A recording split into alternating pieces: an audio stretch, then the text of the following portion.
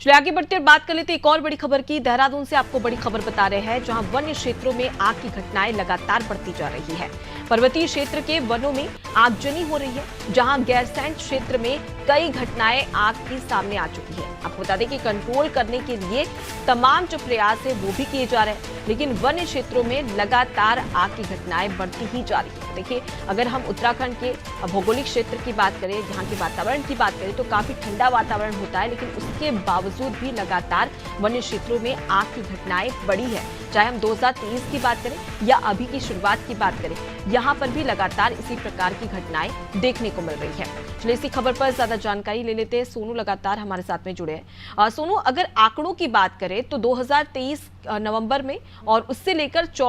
2024 की जनवरी तक अब तक उत्तराखंड में 1006 आग की घटनाएं सामने आ चुकी है। इससे स्पष्ट होता है कि कहीं ना कहीं अब इस पर बहुत ज्यादा और तत्परता के साथ में काम करने की जरूरत है, क्योंकि इससे मानव जीवन तो खतरे में है, लेकिन इसके साथ ही साथ जो वन्य जीव जंतु है वो भी लगातार खतरे में होते हुए नजर आ रहे हैं।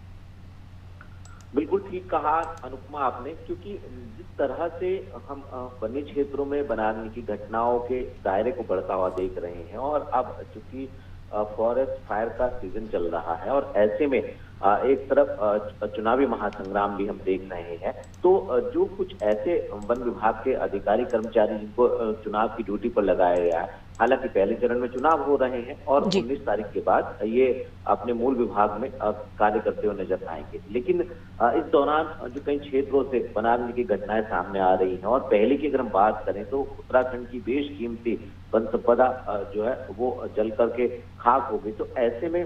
कहीं ना कहीं गंभीरता से विभागीय अधिकारियों को ठोस रणनीति के तहत, क्योंकि पहले से मालूम होता है विभागीय अधिकारियों को कि जब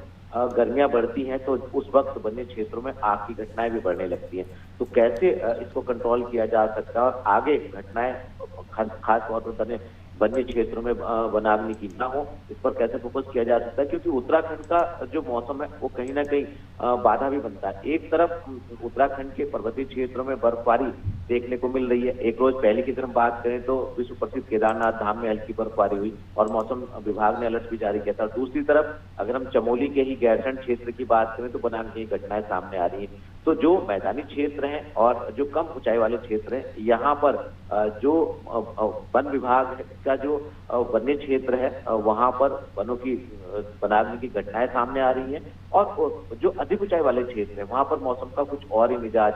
देखने को मिल रहा है। तो कहीं ना कहीं मौसम भी बाधा बनता है। अब देखना होगा कि विभागीय अधिकारी आखिर किस ठोस रणनीति के तहत ये वनाग्नि की घटनाओं को पूरी तरह से नियंत्रण कर पाएंगे। जी बिल्कुल, और कहीं ना कहीं विनाशकारी आग लगातार पैर पसार रही है और गर्मी का समय होता है और गर्मी में बेहद ही ज़्यादा इस प्रकार के मामले बढ़ जाते हैं। ऐसे में ज़रूरत हो जाती है कि पहले से इसकी तैयारियां कर ली जाए, क्योंकि आने वाले समय में इससे सबसे ज़्यादा जो सूक्ष्म जीव है वो काफ़ी ज़्यादा प्रभावित होते हैं। लौटूंगी आपके पास में, आगे भी आपसे खबर पर अपडेट लेंगे। तो देखिए, वन्य क्षेत्रों में आग की घटनाएं बढ़ती जा रही है और जिस प्रकार से हम आपको रिपोर्ट भी दिखा रहे हैं, जहाँ पर बात कर ली जाए नवंबर 2023 से 1 जनवरी 2024 के बीच मात्र सिर्फ उत्तराखंड राज्य में 1006 आग की घटनाएं बढ़ी है, और ये 2023 के आंकड़ों से बेहद ही ज्यादा है। ऐसे में आप इस पूरे मामले की गंभीरता को समझ सकते हैं कि इस पर काम करने की बहुत ज्यादा जरूरत है, और केंद्रीय पर्यावरण या वन्य जीव जंतु परिवर्तन मंत्रालय की ओर से भी लगातार काम किया जा रहा है, लेकिन इस पर उस प्रकार से काबू नहीं पाया जा रहा है जिस प्रकार से